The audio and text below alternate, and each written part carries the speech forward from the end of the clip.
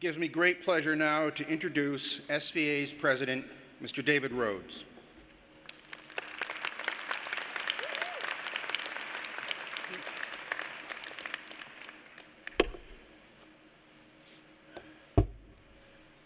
Concession to age.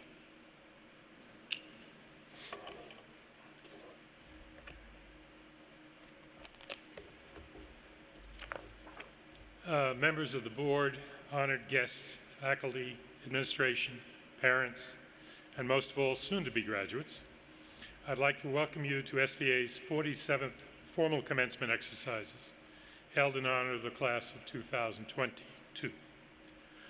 You have come to SVA from 36 states, Puerto Rico, and 31 countries. Thank you for being here today. It is good to see you again. And for those following on live stream, thank you for joining us. During the last few weeks at SVA, there have been virtual and in-person open studios, end-of-the-year shows, thesis presentations, and defenses of the work of the class of 2022. By all accounts, the work looks wonderful, and more importantly, those examining the works agree. You have acquitted yourselves with distinction under unique and trying circumstances. It would appear that your futures as artists and teachers and writers will be challenging but rewarding. Congratulations.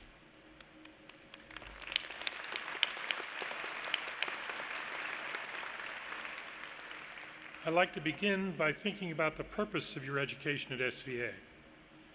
When asked what the purpose of art was, Milton Glaser responded that it was to inform and delight, referencing the Roman poet Horace, who first propounded this formulation. This starting point leaves us with two immediate questions. What should the artist inform the audience about?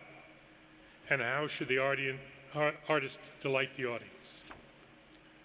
For Horace, inform meant to instruct in some practical matter, and delight meant to evoke pleasure in the audience. Art then was a pleasurable way to instruct the audience. Art was essentially didactic, but without all of the encumbrance of philosophical argument. Art instructed by indirection.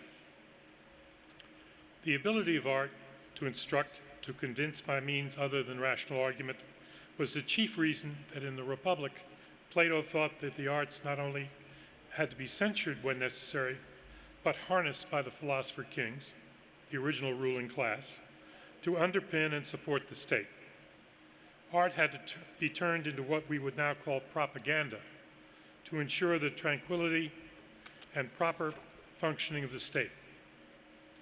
Plato was keenly aware of the power of the arts to change and even subvert the narrative, the stories and myths that the rulers used to control. In the beginning, then, artists were either propagandists or exiled subversives. But Plato's ideal republic has little resemblance to what might be called the modern state, and thus the position and function of the artist in modern times has changed as well.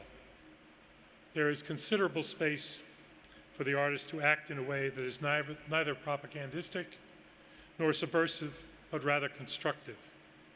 But to what end is the artist to be constructive? Does art have the power to overcome the divisions within and among societies that inevitably occur when rational argument ends in irreconcilable oppositions, the kind of bipolarities to which we have all become inured? Reasoning alone is not powerful enough to bridge otherness, nor does it persuade us to overcome differences, to treat another person and their inevitable differences with the appropriate respect and deference, or to overcome the passions. I believe there is reason to hope that the arts can bridge these divisions.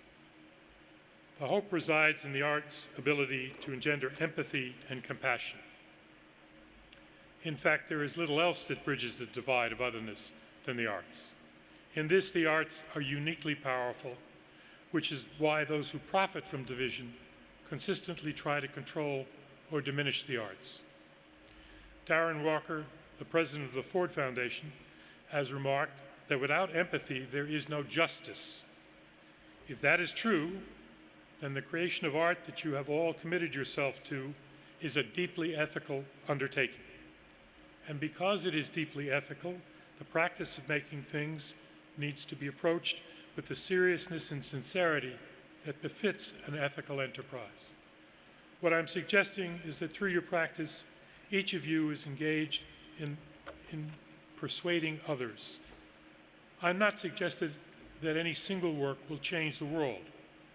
Rather, I'm suggesting that work by work, mind by mind, incrementally expanding empathy and compassion, you can make a difference. You can all help to make this world kinder, gentler, more understanding, and more tolerant. You have enviable gifts, talents, powers. I trust that you will want to employ them ethically. So after the well-deserved post-commencement celebrations, please remember that you are engaged in practice that is not only truth-directed, but ameliorative. If the arts do not heal our divisions, it is not clear what will. Let me close by offering you my congratulations on your graduation and the work that it took to make that achievement a reality. And with these suggestions: whenever you can, help one another. Always be kind to one another. And finally, be kind to yourself. Congratulations again. Thank you.